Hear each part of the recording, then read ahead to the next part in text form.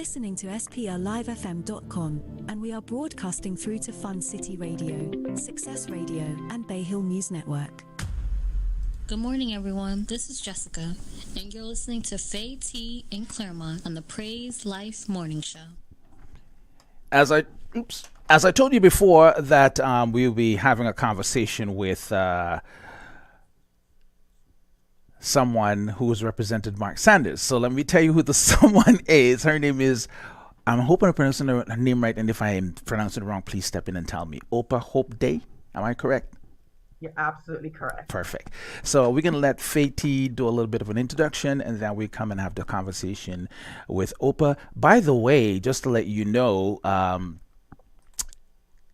you can also see this on our YouTube page. Go to SPR, Streaming Praise Radio. Why am I getting tongue-tied? Streaming Praise Radio.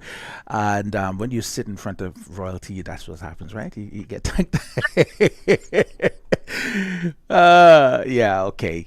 Faye is waving her hands. But in any case, we couldn't be found on our YouTube channel, Streaming Praise Radio, but we're also here on radio for those of you that are living in the States and wherever part of the world you're in, like St. Vincent and the Grenadines. We're going to tell you guys something about that in a minute. Faye, take it over for me, please. Let's do this. Yes.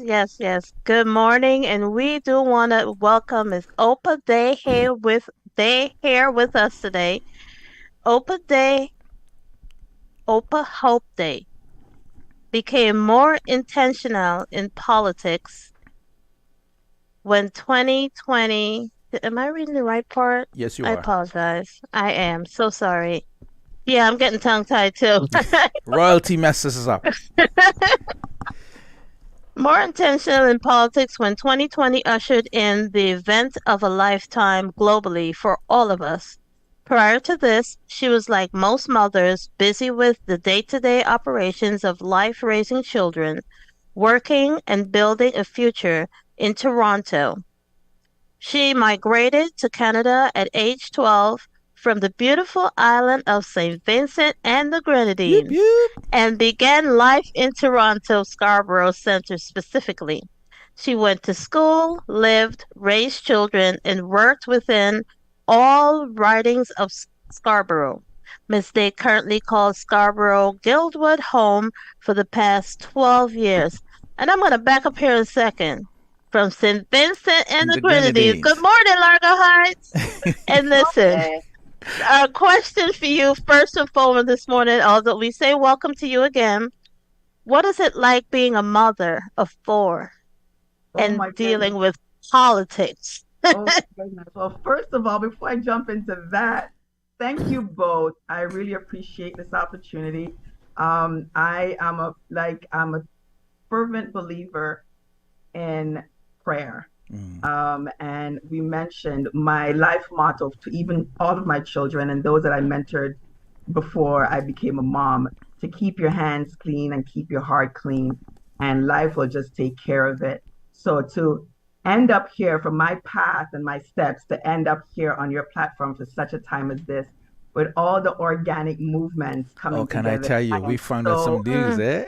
I am so honored. Like I'm beside myself. Like I wanted to do a praise dance. Yes, that's all right. That's all right. I wanted to do a praise dance, but I can't right now. So again, big shout out to all my Vinci Massive that's listening right now. Oh my gosh, like this is home. I am home. Like I've done interviews I've done internet radio. I actually hosted some internet radio stations myself here in Toronto. Okay. But nothing is like home. Right. So thank you all the listeners all around, and big shout out to my Vinci. But we before you get into that, before you answer that question, we gotta let them know something even further. Both Fee and myself are of Guyanese descent. Well, we were Guyanese born, not Guyanese descent. We were Guyanese born. But your grandfather is also Guyanese, yes. So there's a connection, as you said, organically. I know we unfolded all this. Well, here, so my father, his name is Lionel Adolphus Frederick, and he is from he's from St. Vincent, yes. His mother ancestry was Sutherland and Fife, so we are of Carib. The Fifes are the original Caribs of St. Vincent. So I have that fire in me. When people like your pie say, listen, the Carib in me. I can't. I'm sorry. I don't know what to do with it, right? Just work with it. Just work with it. It's the Caribbean me. Yeah. Um, so Lionel, they know him back home as Sunny. Right. And Typical my Guyanese name. Yes, Sunny. Yes, Sunny, right? So Richland Park is his grounds, but Mm. all over St. Vincent. My dad has a lot of background in politics and just in government in St. Vincent, and we came here as a result of a lot of tension there because he was Mm. one of the front, the person at Port Authority. Nothing comes into the island without my dad, and my dad had very high standards. So um, I digress. As a result of that, there was a lot of uh, tension with Mm. my dad's standards in really protecting St. Vincent and the Grenadines for what's coming in. So that's one of the reasons why we had to like run or flee from Right. St. Vincent because things was getting really, really hectic there. And on my mother's side is from Barely, Barbara Patricia Caesar. So I have the Caesars in the Barely area. So if anybody, listening from the Barely area, again, shout out to that area. So my mom, they call her Katie, like never your real name, right? Yeah. So it's so funny. Like my great grandmother that passed away, I left St. Vincent when I was 12 years old. I went, we lived in Camden Park, but I went to Kingstown Prep School. Hmm. And then I did my common entrance. I could have gone to convent or bishops. I ended up going to Right. bishops because convent was just too strict. Um, and um, and they were kind of neighbors, right? Right. Yeah. So I went to bishops anyways. My brother went to he did his common entrance and he went to the top boys school there, which was grammar school. Hmm. So we came from a very strong background of education being very, very important. So we came here when we were 12. I came when I was 12. Hmm. And to answer your question, how it is to raise four children, even before politics, I tell my children I'm Caribbean. All of them are Canadian born, but I said, listen, I am not a Canadian. I'm Vincy. So Hmm. you're just gonna get raised Vincy. We're in Canada, but my standards are just Right. not they're dead a level, especially when you talk about the things of God, Hmm. right? And so this is how politics came into my scope in 2020 because we all went through this pandemic and everything just went, to say it just went haywire. And I just Mhm. started to see the leadership and I started to deep dive into what was happening. And I already knew politics had its issues, right? Like I'm not naive, but I just been busy as being a mom, right? Hmm. And then I saw how these lockdowns and these things are really affecting our children. I know globally, the suicide rate, the depression, it was affecting even my own home. And so I'm doing as best as I can. And I'm hearing so much experts wanting to get the attention of the politicians. And they were just tone deaf. Nobody was listening. And then I was like, okay, what's really going on? So I am now, as the Carib that I am, right? I'm like, listen, when things are affecting my child, like, okay, it's a different passion, right? And I've always been an advocate for youth. I worked in the city of Toronto as a youth outreach worker. Then I went into the youth program development worker for the city, the only youth program development worker when it amalgamated. So I was tasked with creating programs in for the city of Toronto specific to youth. So that was always my passion, right? So I see what was happening on the front lines with mental health and just the stresses of life as for youth. So then when 2020 came around, I just saw it tremendously. So I just started to deep dive. And the more I deep dive into listening to all, is when I was like, oh my goodness, I need to get involved. And many of us, I'm guilty like many of us, we're so busy with life. Politics is on the back of our radar. And honestly, I understand why politicians like that. Because when I step in, it was just like, oh, hold on, hold on. So many like myself stepped into politics and the political arena wasn't ready for us. It's still not ready for us, right? Because we are against the status quo. And that is exactly where Mark Sanders is. He is against the status quo. The career politicians it's one of those hamster wheels where Before you go to talk about Mark, how did you and Mark actually come to meet to be able to for you to be his well, I don't want to say forerunner, but his representative? Well, so I am a representative of Mark as a citizen. Okay. It's not official. There's no contract. There's no shaking hands that I am his right hand man or right hand woman or anything of that sort. Right. When I say I represent Mark, just like when I was running for politics, I represent the principles that whoever I'm running under, whatever party, because I started as an independent. Right. So when I ran as an independent federally. So I didn't was under any party because there's no party at that time that was mirroring my values, my standards, and really standing up for the freedom and the rights of all. Right? I was a liberal all my life because from the Labour Party, from St. Vincent, we come up here and we just kind of, morph and we just go into it. Also, too, when my parents came, Pierre Trudeau was the one that's there. So there's always that sense of gratitude. Right. And that's a lot what I find in our community. And politicians really, they typecast the Afro community and they still don't get us, right? So there's a level of gratitude and we wanted to say thank you. So whoever is in power at that time is just thank you for allowing us to come in. So Pierre was the one there and, it was that loyalty of gratitude. But as time goes on, Clement, I started to see that the Liberal Party was not representing what our values of Afro people was. It's just the policies that were coming in. I was just like, what's going on here? So I met Mark because as a youth outreach worker, this is way, way, way, way back before I even had child number one. I was liaison with the police services. So the police services had a unit specific to work with the City of Toronto with Parks and Recreation for youth outreach. So I worked as one of the police liaisons on their committees, and we come together with programs and incentives and how to bridge the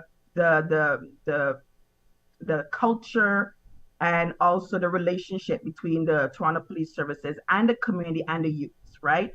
So when I was hired within the City of Toronto, there was a high rate in the Malvern area with the teenage pregnancies and some other issues that was happening specific to an area. So they needed programming for the young ladies. So I was hired and I came in to assist in, okay, what can we do to do a course correction? And this is how I said, I represent Mark because I represent what his platform is. And I have chosen him to be the candidate that I am going to advocate for and assist. So when I say I represent him as he is my candidate. And no matter anybody put a mic in front of my mouth or I'm at the grocery store, I'm talking about Mark Sanders. So that is why I'm here, is to talk about him and to let more people really get to see the heart of Mark. So I met Mark through his police officers who came on board. They want to bridge the relationship. Listen, there's good and bad wherever we go, Claremont. I work in the City of Toronto. I also worked in transportation. Right, I worked for the Toronto Transit Commission up until all the way up to management, and I was part of the team that assisted them in winning the 2007 APTA award. They never won it after that. I left at 2017. They won it in 2017. Everybody says there's something there. I said, I don't know, but they ain't won it again since I left. But my point is, there's good and bad no matter where you go. So when people put a blanket on the police services, there's good and bad. And I have met amazing police officers, and I've met some that I have a lot of concerns about, and that is everywhere. So when Mark came in, everybody came in as if he's some Superman because he's of African descent, and it's like he's going to change everything. It's like, listen, I've been in management, and if there's a culture, no matter where you go, corporate, it doesn't matter, not for profit, doesn't matter. If there's a culture and you're coming in, it is very unrealistic for anybody to think me, because I am of African descent, I'm a woman, that I'm going to step into any culture and I'm just going to change things left, right, and center. However, my presence is going to be starting to make some changes. And I saw that. So I saw how his police officers really came on board. They really worked with the community. And I saw the results. The relationship between the youth, the community, and the police was getting so much better. We had basketball leagues, we had different leagues where we came together. It was also a way of getting rid of the borders and the crimes and the gangs and the territory. So that's how I came in contact with Mark through his police services and his police officers. And since then, I have always respected him. And I could only imagine what he had to carry. And this is why I know he is the best candidate. And I advocate for him because he is not a career politician. Everybody that's on this, that's the top runners, they are part of the problem. Yeah, And we Mark, have about 10 top runners right now. For matter of fact, just to let the folks know, those who are listening from outside of Canada, there's 102 candidates that are running. That's 3 pages long. That's for, that's at least, yeah. for mayor of Toronto. I think this is one of the largest they've ever seen. 102 candidates, and the top 10, Mark Sanders sits in it. Now, can you tell us some of the political positions that Mark Sanders is sitting on right now? Like, what are some of? Because I heard them on television, but what you can explain to us a little bit more from this platform? Well, his platform is a representation of the people. You know, a lot of, and again, because I was a youth worker, and I did needs assessment, and they would throw me into communities to say, what's the need? The issue that I always would come back to the counselors and say, you guys have to stop telling people what you think the solution is and listen to what the communities are saying. And we have a lot of career politicians that are just saying the same thing, especially in Scarborough. They come and they do the same song and dance. But there are many of them who voted against even Scarborough having the subway. But now they're here loving Scarborough, you know, and I was just like, stop it. So Mark's platform is what the people are saying. And right now it's safety. Safety is the number one issue because of so much things that's happening. Again, because of the pandemic, there's a lot of skyrocketing of so much ripple and pivotal points. They're all connecting. By the end of the day, the safety, the issues, the crimes that's happening, the stabbings on transit or just on the road. It's as if people like, what's going on? Like as if the mental health has just gone skyrocket. And what people forgot is that Toronto was deemed a sanctuary city. This is why Olivia Chow is not the person I'm endorsing, because we're not turning Toronto into San Francisco. It's already crazy the way it is because it was deemed a sanctuary city. Now, I'm an immigrant. I'm a product of immigration. And I said this even when I was running, because I ran as federally as an independent, as I said. I ran for a Conservative Party provincial. I was going to run independent too, but someone said there's this alternative Conservative Party to take a look at. I took a look at them. And at that time, they were saying and doing and being, again, a mirror image of what I stand for. I'm no longer a part of that party because I said, as you learn, you grow and you keep on moving. And that's a different interview. And then municipally, I run for trustee to be the school board, to be a trustee for the school board. So I know that safety is an issue. We have our young people. My sons take TTC. My elder two, they're all independent now. But my youngest, he takes TCC and he comes home and he tells me about the thing that's happening. And he's 12, well, he's 13 now. But the bus drivers, again, you're just there to observe and report and get to one destination safely on time. And that's your main thing. And because I was a transit operator and a manager and a station manager, I was responsible for subway stations from Bathurst to Kipling and everything in between. I know about TTC from like all angles. So when my son, so I come from a very unique position too. I worked with the city as a youth worker, right, and I also work with transit. So I know what the issues are. And this is why Mark is the one that is talking what is really important. And safety is the number one issue. And that is his platform. And who is better to talk about keeping our family and community safe than the ex-chief of police, right? I was just like, you can't get anybody more qualified in knowing how to keep us safe, how to address crime, how to address public transit and crime on public transit. And people have to remember, as the chief of Toronto, the chief of police, he represented Toronto. He wasn't no one riding person or over here. And he had to manage a budget.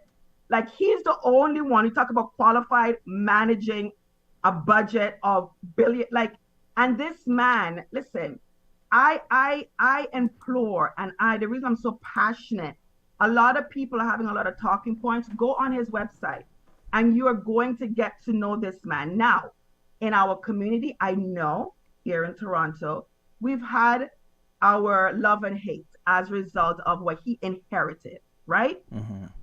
And when we came with the whole carding issue, we know, I hear it. I was a youth worker. I went to many of their community meetings to meet with the community.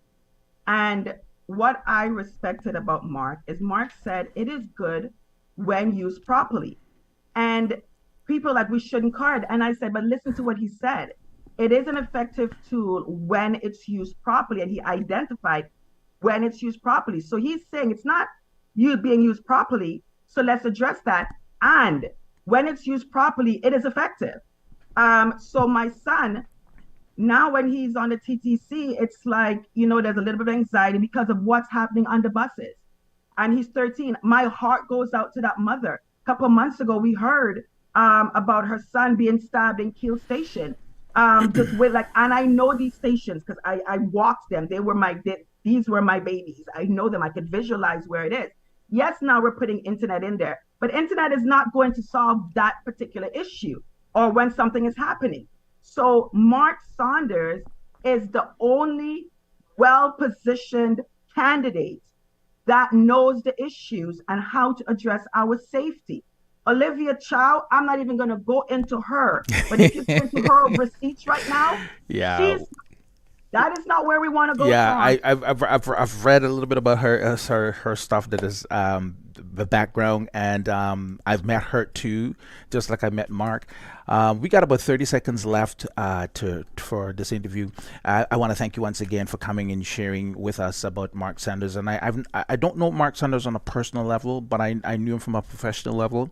I also met him, as I said, twice before, and he seemed to be a person that is well knowledgeable about his surroundings and the things that is happening in his area. When he resigned from the police, chief of police, I'm like, no! But in any case, he had to do what he had to do. And when I saw him back as running for mayor, I am hoping that things will change. Now, there's a lot of talk in the top 10 mayoral candidates.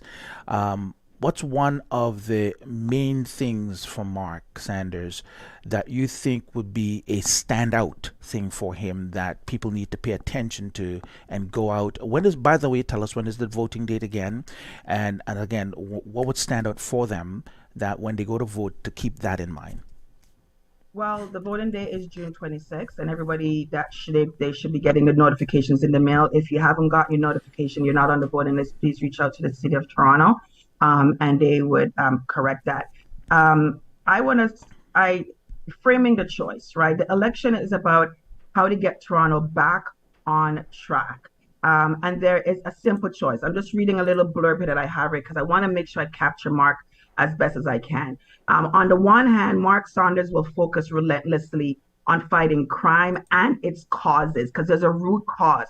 Homelessness, mental health, there's a root cause. Family has been so attacked, and his policies wraps around family, building more homes and getting full value for our tax dollars, not taxing us and we're not seeing where it's going to. And Olivia talking about taking more out of your property taxes. Listen, stay away from that woman.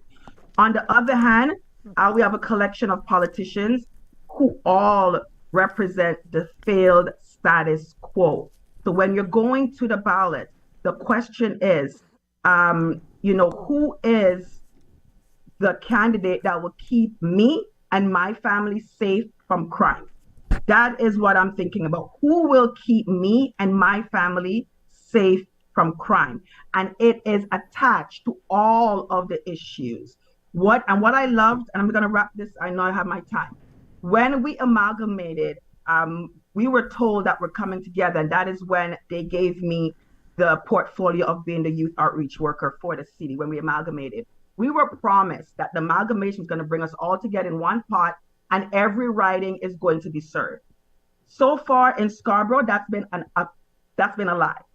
All the issues are like downtown, and everybody's talking about bike lanes and bike lanes. Scarborough's issues is not bike lanes. And this is what I respect about Mark. Everybody, no matter where you go in Toronto, your safety is paramount, no matter where you go. And that is one of the commonalities that we have across the board. So who is going to keep me and my family safe from crime? And crime is connected to homelessness. It's connected to mental health as a result of the resources they're not getting there. It's all spilling out. And all we're hearing is about the harms that Torontonians are being exposed to. And if we can address the crime, we will address all of the factors that are attached to that. So that is what stands out to me with Mark Saunders, is that who will keep me and my family safe from crime? And there's only one candidate that's qualified for that, and that is Mark Saunders.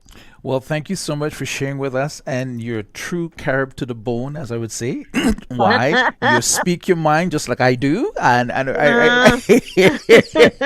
this platform, I do speak my mind. If you ever listen to our morning show, you'll hear me from time to time.